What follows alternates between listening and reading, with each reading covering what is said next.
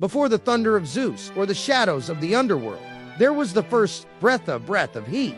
Hestia was the first child swallowed by the Titan Cronus and the last to be relinquished.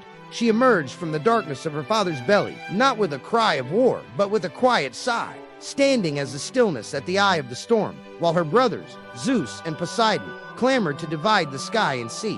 When her turn came to claim a kingdom, Hestia chose no throne of marble. She asked for the center, the hearth. While the other gods built citadels in the clouds, Hestia descended to the fledgling villages of humanity. She showed mortals that a contained fire was the world's navel. Under her law, the hearth became a covenant of hospitality and family. It was where food was cooked, where the night wind was kept at bay, and where a guest became as sacred as one's own blood. Hestia established the living chain of human connection. When a daughter married, she carried a coal from her mother's hearth to kindle the fire of her new home. This living seed ensured that no matter how far humanity spread, they remained anchored to a center. Back on Olympus, Hestia was the profound silence amidst the divine drama.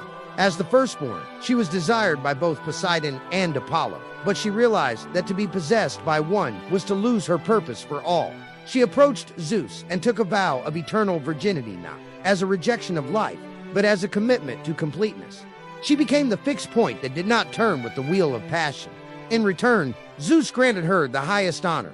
She would receive the first and last offering of every sacrifice, and her presence would be at the center of every home and city. Hestia has few statues and no myths of revenge. She is rarely the protagonist of a story. Rather, she is the room in which the story is told. In every Greek city, a public hearth burned in the Prytaneum, serving as the city's soul. To found a colony was to carry her coals across the wind-dark sea, to birth a new center in the wilderness. While Ares roared in battle and Aphrodite sparked wars, Hestia's work was the quiet antithesis. She was the comfort of the returning soldier washing gore from his hands, the child's first taste of warm stew, and the elder's last sight of dancing light. The Romans would later call her Vesta, but her truth is older than empires. She is the reason we gather around a campfire, not just for warmth, but for the silent understanding it imposes.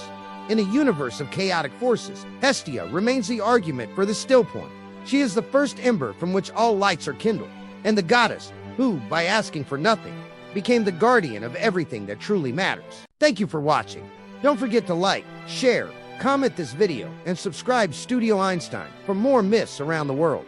In the grand relativity of time, our paths will cross again, and I'll see you next time.